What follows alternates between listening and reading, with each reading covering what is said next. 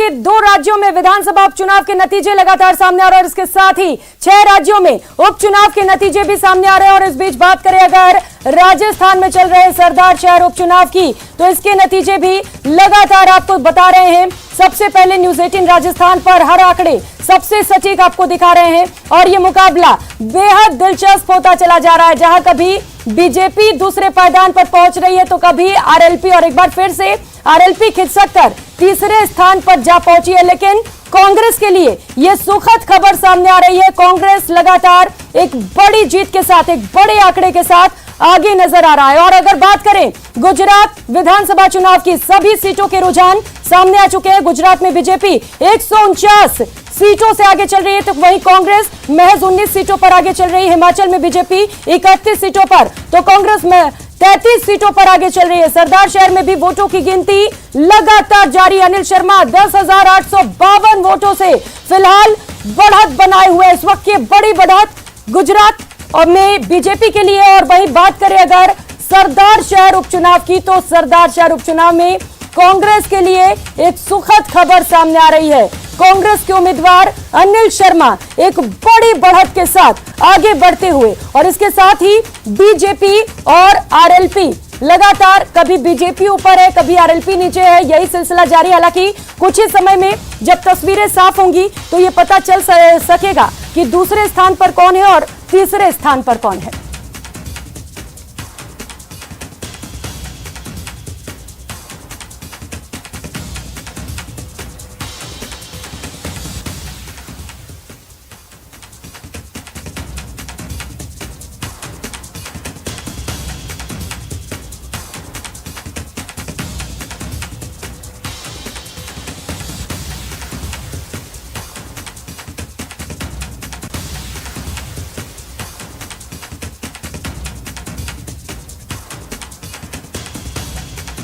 और चलिए चर्चा की शुरुआत एक बार फिर से करते हैं, क्योंकि जो आंकड़े हैं वो काफी इंटरेस्टिंग होते जा रहे हैं। और आपके पास आते हुए सुरेंद्र चौधरी साहब, इससे पहले मान चौधरी थे, कह रहे हैं कि अभी दूसरे पे हैं, पहले पे भी पहुंचेंगे, लेकिन अब तो तीसरे पे खिसक गए हैं। आप क्या कहेंगे?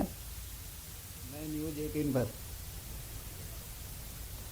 चौधरी साहब, सबसे पहले तो न्यूज 18 की पूरी टीम को और जो दर्शक देख रहे हैं उनको मेरा नमस्कार जी। देखिए, आप देख रहे हैं लगातार राजस्थान में व्यवस्था और सत्ता परिवर्तन की लड़ाई। हनुमान जी बेनीवाल साहब नागौर के सांसद, आरएलपी के सुप्रीमो, बड़ी मजबूती के साथ में इस राजस्थान के प्रत्येक जी विधानसभा, प्रत्येक ऐसी जगह जहां ग्रामीण अंतिम छोर पर किसान, जवान, गरीब और हर तबके का व्यक्ति जहां बैठा है, उन तक वो पहुंच रहे हैं। और जहां भी अन्याय किसी वर्ग के साथ में या किसी भी जाति, धर्म, किसी भी वर्ग के साथ में अगर कोई अन्याय होता है, तो हनुमान जी बेनीवाल साहब को याद करते ही आगे की पंक्ति में वो खड़े मिलते हैं। तो निश्चित तौर पर मैं खुद भी सरदार शहर के उपचुनाव में 10-15 दिन वहां मैं प्रचार में था। तो जो एक ही परिवार का लगातार वहां शासन रहा, मैं तो ये कहना चाहूँगा कि एक कुशासन, जिस तरीके से गांव-गांव हमने घूम के देखा, सड़कें किस तरीके से बनी हुई हैं, पानी के पीने की व्यवस्था अभी तक गांवों में नहीं है। लेकिन चौधरी साहब, दिक्कत तो यही है ना कि स्थानीय मुद्दों पर तो लोगों ने वोट ही नहीं डाले हैं। आप स्थानीय मुद्दों की बात कर रहे हैं, आप कह रहे हैं कुशासन है, लेकिन जनादेश तो यही कहता है कि एक बार फिर से उसे कांग्रेस ही चाहिए। नहीं, आप देखिए, अभी तो 5 राउंड की गिनती हुई है जी, और इसमें 2-3 राउंड सिटी के भी हैं। इसके बाद में भी जो ग्रामीण एरिया है, जहां पे आरएलपी का ज्यादा वोट बैंक था और लोगों ने बढ़ चढ़कर हिस्सा लिया जी, इस आरएलपी मजबूती के साथ में जो वोट बैंक था, आपने जिस तरीके से देखी, सभाएं देखी, ग्रामीण एरिया में जोर शोर से लोगों ने परिवर्तन करने को लेकर आगे लोग आरएलपी के साथ में आए। चलिए ठीक है, तो फिलहाल आपको उम्मीद है कि ये तो शुरुआती रुझान है, जब प्रॉपर नतीजे सामने आएंगे तो जीत आरएलपी की होगी। आर तिवारी साहब, आपके पास आते हुए खुश तो बहुत होंगे आप, एक डायलॉग है, हालांकि ये शुरुआती रुझान है, लेकिन अभी खुशी कांग्रेस में देखते ही बन रही है। प्रियंका, अभी नहीं, 100% जीतेंगे सरदार शहर को जी।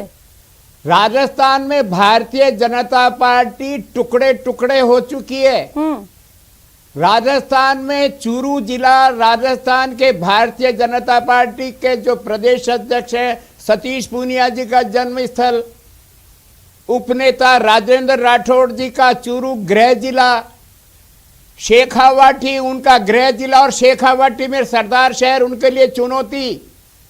उन्होंने अशोक जी को क्यों चुनाव लड़वाया, वो तो मना कर रहे थे पीछा साहब तो, लेकिन वही नाक की सवाल थी, राजेंद्र राठौड़ का उम्मीदवार लड़े या सतीश पूनिया जी को उम्मीदवार लड़े, और बीच में गुलाब चंद कटारिया ने ठोक दिया किसको लड़वाएंगे, अशोक पीछा को। सवाल है कि भारतीय जनता पार्टी राजस्थान में अलग अलग चेहरे लेकर के इनको लग रहा है 2023 में मुख्यमंत्री मैं ही बनूंगा, और आपस की लड़ाई में इन्होंने पूरे उपचुनाव में अपने आप को एक दूसरे को नीचा दिखाने के लिए, मैं कह रहा हूं इनकी तो जमानत जब्त हुई है। इससे पहले राजस्थान में एक जगह इनकी जमानत जब्त हुई और एक जगह ये तीसरे स्थान पर रहे, और सरदार शहर में भी अगर ये तीसरे स्थान पर रह जाएं तो अतिशयोक्ति नहीं होगी। सही कह रहे हैं चौधरी जी कि राजस्थान में भारतीय जनता पार्टी का जो नेतृत्व है आपस में एक दूसरे को नीचा दिखाना चाहते हैं। इन्होंने वसुंधरा राजे जी को हमेशा नीचा दिखाने की कोशिश करी, और फिर भंवरलाल शर्मा जी ने जो 36 कौम के लिए काम किया, भंवरलाल शर्मा राजनीति से उठ करके सब जाति की जमात सब लोगों की मदद करते थे, और राजस्थान में जननायक अशोक गहलोत लगातार 4 साल से, जिसमें 2 साल तो हमने कोरोना पीरियड में खो दिया, हमने लोगों की सामाजिक सुरक्षा की शासन दिया है, हमने उनकी चिकित्सा की व्यवस्था की है, गांव और ढाणी में अंग्रेजी मीडियम के स्कूल खोले हैं, हमने ओल्ड पेंशन स्कीम चालू की है। ठीक है, आपने जो आरोप लगाया पहले पारिक साहब से उसका जवाब ले लेती हूँ। पारिक मोबाइल देंगे। ठीक है। चौधरी साहब और आर तिवारी दोनों यही कह रहे हैं कि बीजेपी मुंह की खाने वाली है, क्योंकि बीजेपी कोई मुद्दा लेकर नहीं जाती है और बीजेपी की एक बड़ी हार होने वाली है यहाँ पर। और लोग ये भी कह रहे हैं कि आपने उम्मीदवार यानी कि जो कैंडिडेट है वो गलत उतारा, 4 बार हार चुके थे, और अब कांग्रेस कह रही है कि 5वीं बार एक ही क्लास में फेल होने वाले हैं। अशोक पिंचा, देखिए, मैं अपनी बात प्रारंभ करने से पहले जिस प्रकार से गुजरात में और हिमाचल में, गुजरात में एक रिकॉर्ड मतों से भारतीय जनता पार्टी जीत रही है और वहाँ पर एक रिकॉर्ड बन रहा है नया, इसी प्रकार हिमाचल में भी। जहाँ तक सरदार शहर की अगर हम बात करें, हिमाचल में तो कांग्रेस की सरकार आती दिख रही है पारिक साहब जी। कहाँ पर? हिमाचल में वहाँ कड़ा संघर्ष है, कड़ा संघर्ष है। अभी रुझान तो यही कह रहे हैं कि कांग्रेस की सरकार बन साहब हिमाचल प्रदेश में पैदा हुए। चलिए ठीक है, हिमाचल गुजरात की बात बाद में करेंगे, लेकिन पहले सरदार शहर पर आते हैं। पारिक साहब, गलत कैंडिडेट खड़ा कर दिया क्या आपने? एक बार जीते थे आपने जी। मैं आपको जवाब दे दूं। सरदार शहर में ये उपचुनाव जो था, ये एक सहानुभूति की उस पर तर्ज पर लड़ा गया था। आपने देखा होगा राजस्थान का जो ट्रेंड रहा है, यहाँ सहानुभूति पर यहाँ की प्रदेश की जनता एक बार वोट देती है, और वही ट्रेंड सरदार शहर में नज़र आ रहा है। और सरदार शहर में पंडित जी लंबे समय तक वहाँ पर उन्होंने विधायक रहे वो, और एक जनता में एक उनके प्रति सहानुभूति थी, और उस सहानुभूति का परिणाम आज आपको इस चुनाव में नजर आ रहा है। जो आने वाले विधानसभा के चुनाव हो चाहे लोकसभा के चुनाव हो, इन चुनाव से उसका कोई फर्क नहीं पड़ने वाला है, ये हम सब अच्छी तरीके से जानते हैं। लेकिन बीजेपी तो लगातार ये कह रही थी ना पारिक साहब की बूथ स्तर पर बीजेपी की पूरी तैयारी है, वहां जो हमारे कार्यकर्ता हैं वो बहुत एक्टिव हैं और जीत बीजेपी की होगी। अब आप कह रहे हैं कि आगे चुनाव पर इसका असर नहीं पड़ेगा? बिल्कुल नहीं पड़ेगा। मैं आपको यही बता रहा हूं कि आपने देखा होगा कि कांग्रेस ने सहानुभूति के आधार पर अपना उम्मीदवार खड़ा किया, आरएलपी ने अपनी जातिगत आधार पर अपना प्रतिनिधि खड़ा किया, लेकिन भारतीय जनता पार्टी ने सबसे अलग हटके एक हमारा अनुशासित ऐसा कार्यकर्ता जिसकी छवि ईमानदार एक नेता की है, हमने उसको एक उम्मीदवार बनाया। आप ज्यादा अच्छे से समझा सकते हैं दर्शकों को कि क्या वाकई इन चुनाव का असर आगामी चुनाव पर नहीं पड़ेगा, क्योंकि ये बात तो सही है कि सहानुभूति कार्ड यहाँ पर खेली गई है और हमेशा सहानुभूति यहाँ पर जो फैक्टर है वो चला भी है। तो क्या ये माना जाए मिथिलेश जी कि आगे जो चुनाव होने वाले हैं विधानसभा के, उस पर इसका असर पड़ता नहीं दिखेगा? देखिए, ऐसा कतई नहीं है। एक फ्लोटिंग वोट होता है। अगर ये उपचुनाव बीजेपी हारती है तो जी जी बोलिए। इसमें कोई नहीं, और बीजेपी में जिस तरीके का सिर्फ फुटबॉल चल रहा है वो भी काबिल तारीफ नहीं है, उसको भी गौर करना पड़ेगा। जहां तक कैंडिडेट सिलेक्शन की बात है, निश्चित रूप से बीजेपी ने चालाकी की है, या जानबूझ कर चूकी है। फिर जातिवाद की बात कर रहे हैं, बिना कास्टिज्म के राजस्थान में कुछ भी नहीं हो सकता। आप किसी भी जो टिकट देते हैं सबसे पहले वो विधानसभा का कास्ट फैक्टर निकालते हैं, किस कास्ट के कितने वोट। तो अगर ये कहना बीजेपी प्रवक्ता का कि जातिवाद से बीजेपी परे है, तो अगर जातिवाद से परे नहीं है तो फिर कास्ट फैक्टर का कोई इंपॉर्टेंस नहीं है। राजस्थान की जो पॉलिटिक्स है उसका पूरा बेस कास्ट फैक्टर है, इसको कोई तक सुबह नहीं कर सकता। लेकिन निश्चित रूप से अब बीजेपी के शीर्ष नेतृत्व को सोचना पड़ेगा कि 27 तारीख को जो सतीश पूनिया जी का कार्यकाल पूरा हो रहा है, सतीश पूनिया जी के नेतृत्व में तमाम उपचुनाव हारे हैं, एक दिया कुमारी जी की वजह से राजसमंद जीत पाए। ये इंपॉर्टेंट चीज ये है कि बीजेपी के लिए हालात नाजुक है, बातें करना बहुत आसान है, और कुछ भी कहिए, जो अशोक गहलोत है उसका सियासी जादू कायम है। और आज आलाकमान को ये भी मैसेज देंगे तो सारा कांग्रेस का शीर्ष नेतृत्व जयपुर में मौजूद है, राजस्थान में मौजूद है, सवाई माधोपुर में, कि बिना सचिन पायलट के चेहरे के अब तक जितने भी उपचुनाव हुए जिनमें हेलीकॉप्टर में अजय माकन, बिल्कुल मिथिलेश जामनी जी, और भी ज्यादा जानकारी लूंगी आपसे, लेकिन इस वक्त रट से सुमित सहयोगी हमारे साथ जुड़ चुके हैं, उनके पास चलते हैं और भी ज्यादा जानकारियां लेंगे। 2 राज्यों में इस समय विधानसभा चुनाव चल रहे हैं, उसे लेकर क्या कुछ अपडेट सुमित? बिल्कुल प्रियंका, देखिए पहले मैं सबसे पहले आपको ये अपनी टीम दिखा दूं, अपना रट ये दिखा दूं आपको, रिजल्ट अपडेटेड टीम सबसे पहले रिजल्ट देती है हमारी ये टीम। और मैं फिर से यहाँ पर आ गया हूँ, रट के जरिए आपको बताऊंगा गुजरात और हिमाचल में आखिर चल क्या रहा है। सबसे पहले आपको हिमाचल की अपडेट दे देता हूँ। सर, हिमाचल में क्या चल रहा है, कितने रुझान आगे, कांग्रेस बीजेपी? आप जी, इस समय हिमाचल में नेक टू नेक फाइट चल रही है भाजपा और कांग्रेस में। अभी थोड़ी देर पहले, अभी तक कांग्रेस आगे चल रही थी, अभी थोड़ी देर पहले रुझानों में बीजेपी आगे हुई है। और सबसे बड़ी वहाँ पे फैक्टर जो आ रहा है सामने कि वहाँ पे जो 4 इंडिपेंडेंट जो लड़े थे वो बीजेपी के बागी हैं, जो 4 सीटों पे आगे चल रहे हैं। बागी कितना असर दिखा रहे हैं? बागी असर दिखा रहे हैं, 4 बीजेपी के ही बागी हैं जो असर दिखा रहे हैं। वैसे 22 सीटों पे वहाँ पे बागी लड़े थे, लेकिन जो वो बीजेपी के ही बागी हैं जो आगे चल रहे हैं। तो ये आगे चल करके जब सरकार बनाने का समय आएगा तो ये कुछ अलग ही फैक्टर वहाँ पे पैदा करेगा। मतलब बोलो आप, क्या बीजेपी आगे की कांग्रेस? इस समय फिलहाल बीजेपी आगे चल बीजेपी आगे चल रही है, ठीक है। देखिए हिमाचल में बीजेपी आगे चल रही है, गुजरात में हम जानते हैं क्या परिपाटी चली आ रही है, लेकिन फिर भी गुजरात के इलेक्शन इस बार बेहद रोचक बने हुए हैं, क्योंकि आम आदमी पार्टी अरविंद केजरीवाल ने ताल ठोक दिया। गुजरात के इलेक्शन सहयोगी बैठी है मेरी, क्या चल रहा है गुजरात में? गुजरात में 153 सीटों पर अभी बीजेपी जो है वो आगे है, और कांग्रेस की अगर बात करें तो 17 सीटों पर कांग्रेस जो है वो आगे चल रही है। और अगर आनंद डिस्ट्रिक्ट की अगर हम बात करें तो इसमें सोजित्रा जो सीट है इस पर बीजेपी आगे चल रही है, पटेल विपुल कुमार आगे चल रहे हैं। और क्या कुछ जो कैंडिडेट्स आए हैं, चाहे ठाकुर की बात कर लें, जितने नए चेहरे हमने देखे गुजरात में, उनका असर क्या नजर आ रहा है वहाँ पर? जामनगर नॉर्थ में रविंद्र जडेजा की जो पत्नी है रिवाबा जडेजा, वो अभी आगे चल रही है। अच्छा ठीक है, नेक टू नेक फाइट किस सीट पर चल रही है? कौन सी सीट सबसे हॉट सीट बनी हुई है?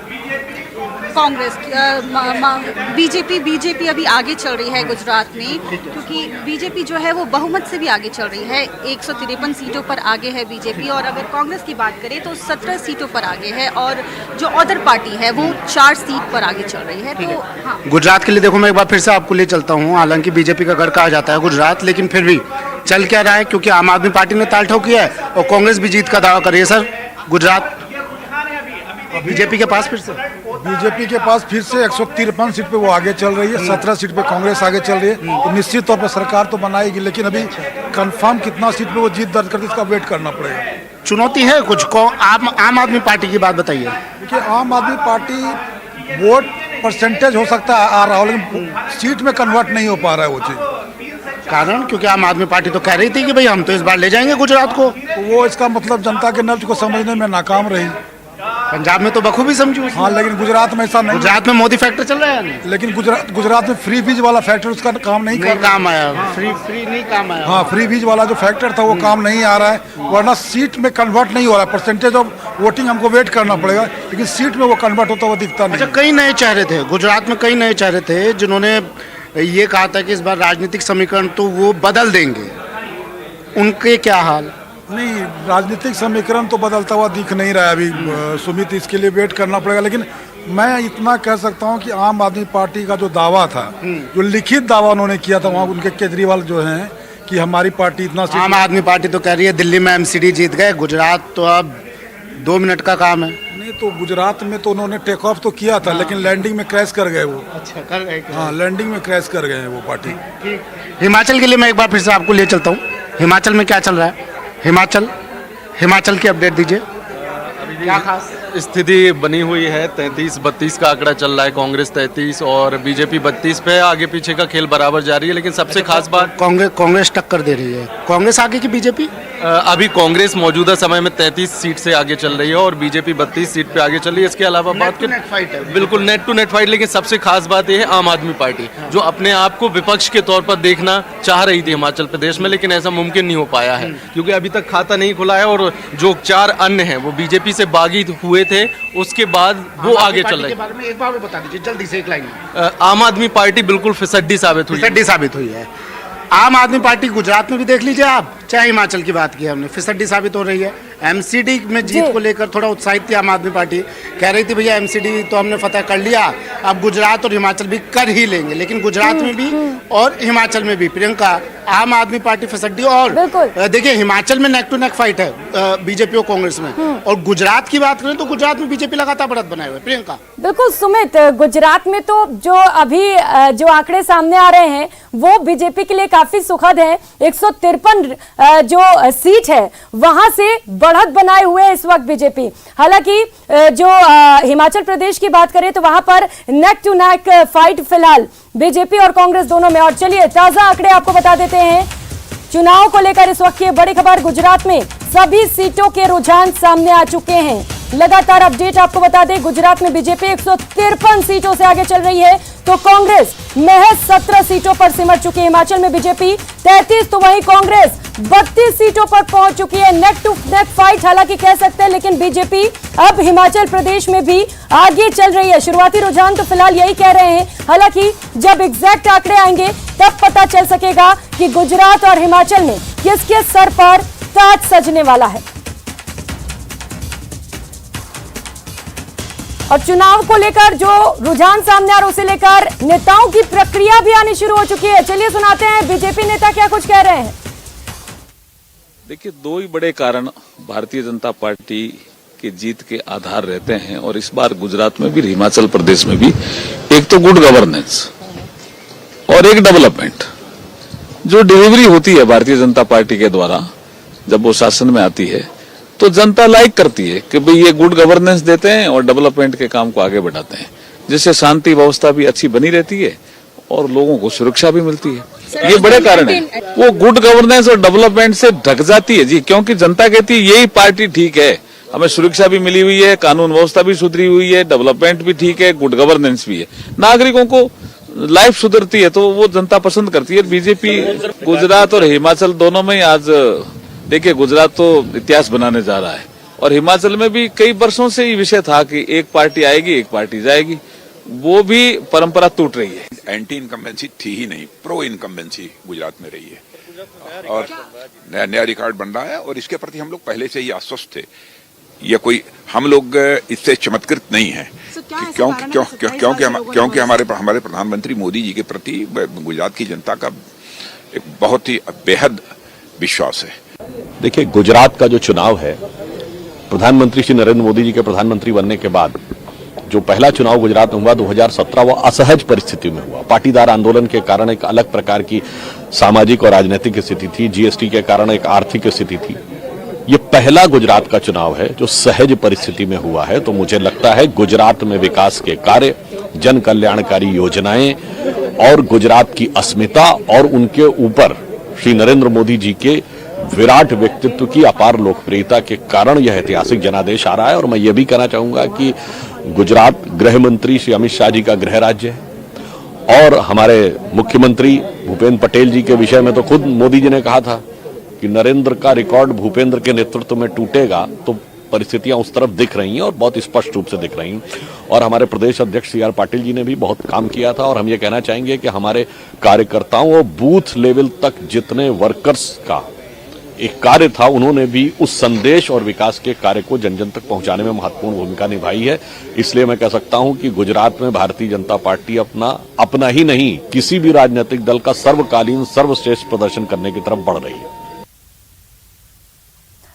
तो मतगणना लगातार जारी है और जो नतीजे हैं वो एक एक कर दिलचस्प होते जा रहे हैं, इंटरेस्टिंग होते जा रहे हैं। फिर चाहे बात करें गुजरात और हिमाचल प्रदेश के विधानसभा चुनाव की, जिसके लिए काउंटिंग लगातार जारी है, या बात करें प्रदेश में हो रहे सरदार शहर उपचुनाव के लिए मतगणना की, लगातार सबसे पहले पल पल के अपडेट्स आप तक पहुंचाते रहेंगे और गेस्ट भी लगातार हमारे साथ जुड़े हुए हैं, चर्चा भी करते रहेंगे। फिलहाल यह वक्त चला छोटे से ब्रेक का, लौटेंगे फौरन।